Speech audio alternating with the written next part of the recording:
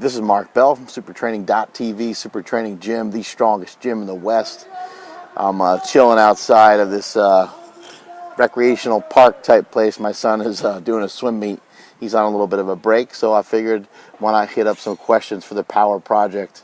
I got a question from Frankie Thelmo off of Facebook. Frankie says he wants to know how to train up his forearms, having a hell of a time holding onto the barbell when he does rack pulls. There's a couple different ways you can go about doing this, training up your grip, training up your forearms.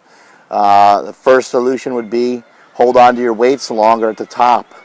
For every deadlift, for every rep, and every set that you do, in all of your training, no matter what style of deadlift it is, hold on to your reps at the top of the lift for an extra 3 to 5 seconds or so at least.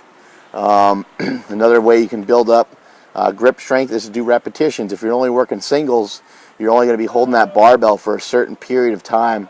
So if you can hold on to that barbell for a longer period of time, that's going to create a lot of strength in the forearms. It's going to help improve your grip, and it's going to give you more time under tension. It's going to be more related to your heavier pulls. So for example, if you do 500 for a triple, if you do 500 for a triple out of the rack, that's probably going to equal the amount of time it would take you to do a full range max lift. So that'll train up your grip.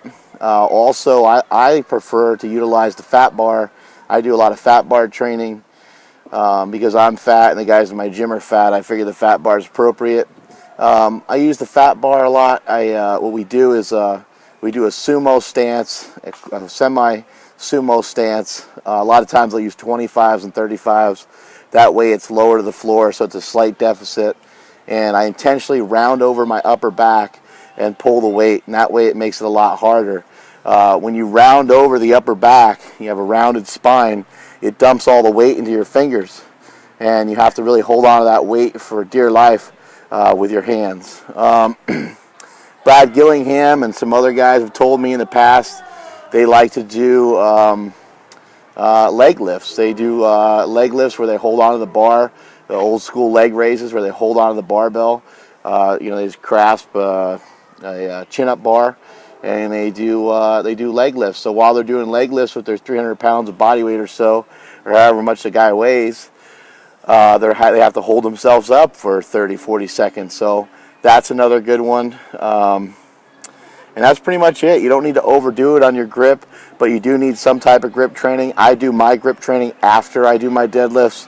So I'll hit up some heavy pulls or even some speed pulls, and then I'll almost every single week, without fail, I'll do some sort of grip work. It doesn't happen every single week, but I'd say about 90% of the time I'm doing it. Sometimes it just depends on how much deadlifting I did for the day. If I did a shit ton of deadlifts, then I may just cut it, and I may not end up doing it. But don't be lazy.